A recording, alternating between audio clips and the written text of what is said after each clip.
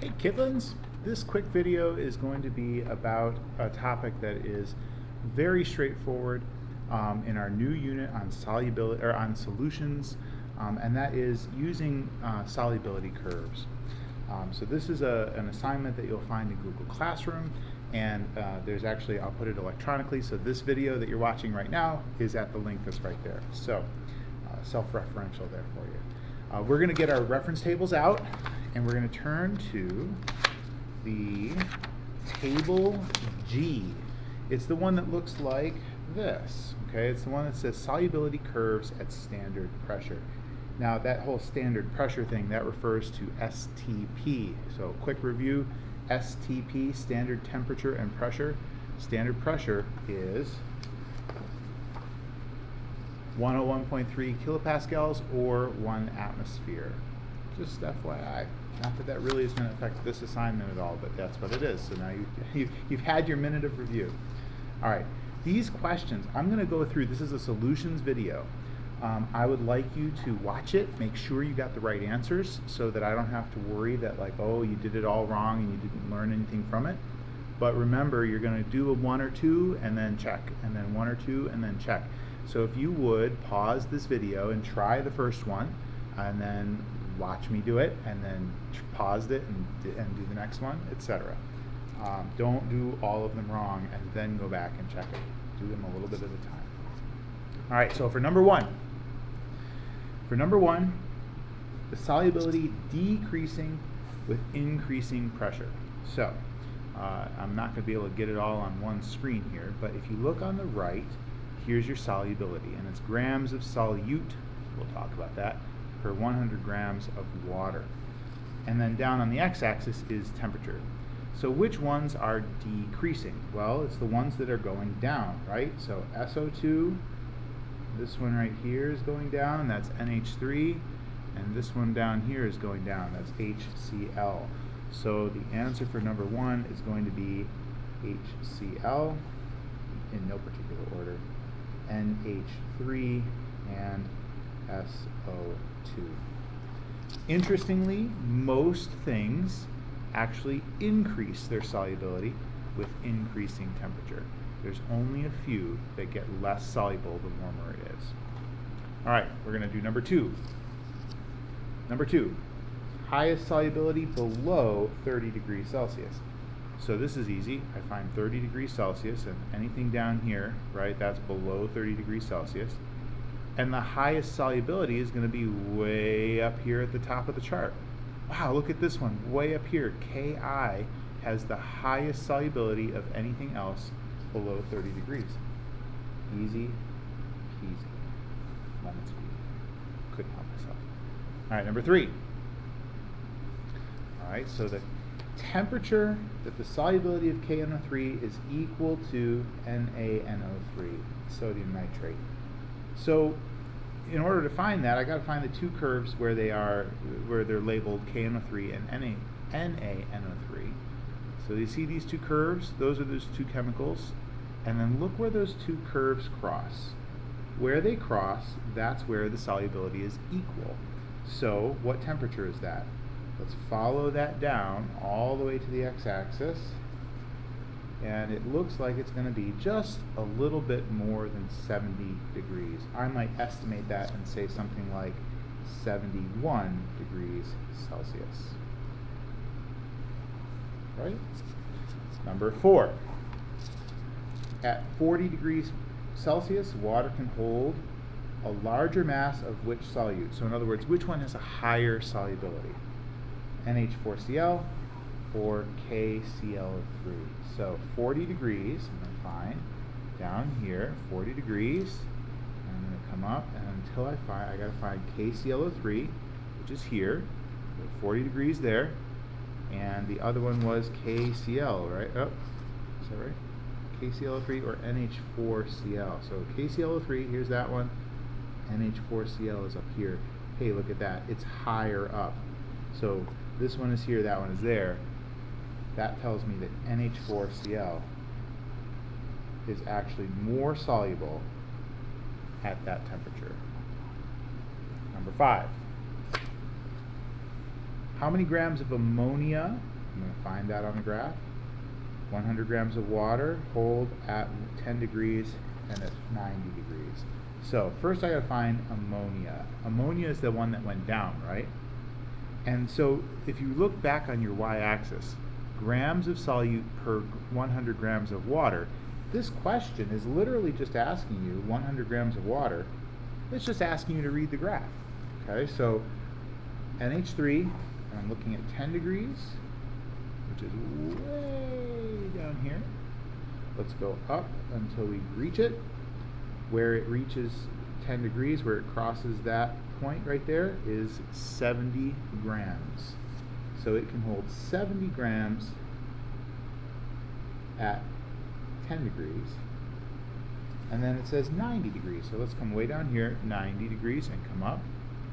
And then we'll go across to 10. So it can only hold 10 grams at 90 degrees Celsius. Okay? So it's really just reading the graph. All right, number 6. 50% weight volume solution of KNO3 holds 100 grams of solute for every 100 grams of water. What that means is if I add 100 grams of this salt to water and I have equal amounts, I got 50% of the salt and I got 50% of the water. So basically 100 grams of solute for every 100 grams of water, I'm going to be looking right here, 100 grams of solute per 100 grams of water, right here. And it's going to ask me, at 55 degrees, is the solution unsaturated, saturated, or supersaturated? This is something new that we need to learn, and I'll bet you're all like, what? How do I know? Or you Googled it, right? Let me teach you a little something here. Hopefully you're watching this video, right? All right, the chemical we're talking about was KNO3. That's this guy. And so if I look at KNO3 and I find 100 grams there, right? What temperature is that at? Let's follow that down, all the way down to the x-axis. It is pretty clearly more than 55 degrees, right? 55 degrees would be here. At 55 degrees, I'm going to put a little mark on my table here. I hate to do that, but I'm going to do it anyway. And you should definitely do this when you're doing, when you have your reference table, you should definitely make a mark on there. We can get you a new one if it gets all marked up. But the problem says it has 100 grams, and the problem says it is at 55 degrees. Do you see how that's above the curve? At 55 degrees, it's only supposed to have about 95 grams. It has more than it's supposed to have. So if your point on the graph is higher than the line, we say that that is super means above, saturated.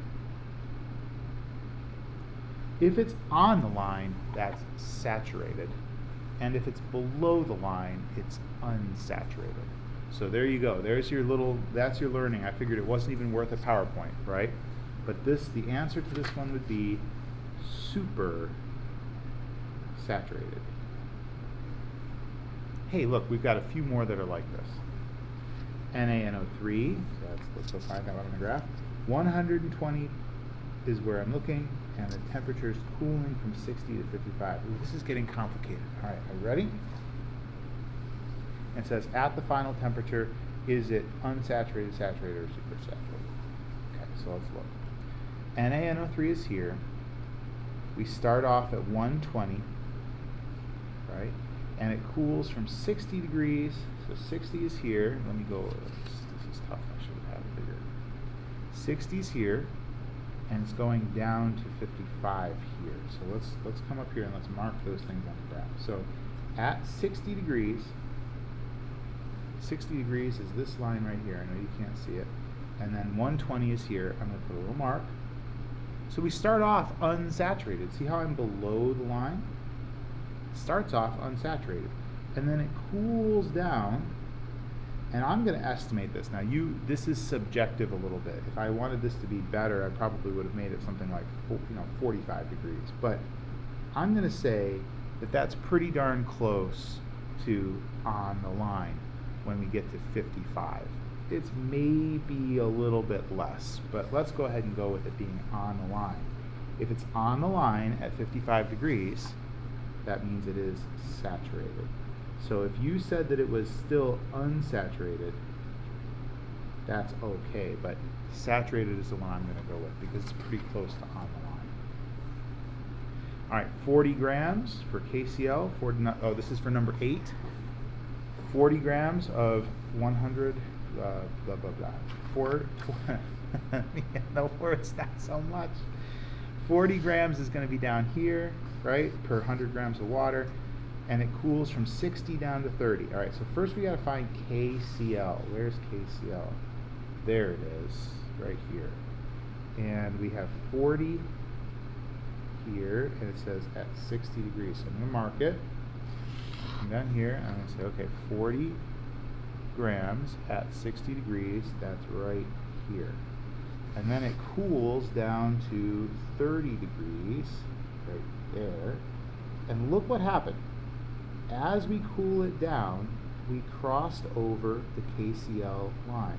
You see that? Right there is where it would be saturated. So it went from unsaturated, and it crossed through the saturation point, and now it is super saturated. So, if something becomes from unsaturated to saturated to supersaturated, the thing that will start to happen inside the container is a precipitate will form. Okay. Now that I'm looking at this again, I think it probably would be a good idea. We'll do this in class. It's cool. It's fun, actually. We'll do this in class. But that's what will happen, right? When you start with something that's unsaturated, when you cross over that saturation point, that means that the solution can't hold any more of the salt. So the salt will start to precipitate out because the solution can't hold it anymore. All right. So, question 9. Considering HCl, SO2, and NH3. FYI, these are gases. You might not have known that about HCl and SO2, but I think we talked about NH3 being a gas. So why would it be important that we talk about standard pressure, right? So if you had it under higher pressure like a can of soda, it would actually force more of the gas into the solution than it should have, right? So I guess the answer to number 9 would be we have to say that it's standard pressure so that we know, with gases, they depend on pressure, so we have to know how much we actually have in solution. So how would I answer that? I would say that higher or lower pressure changes how much dissolves, right? The reason why cans of soda are so fizzy is because they're under very high pressure.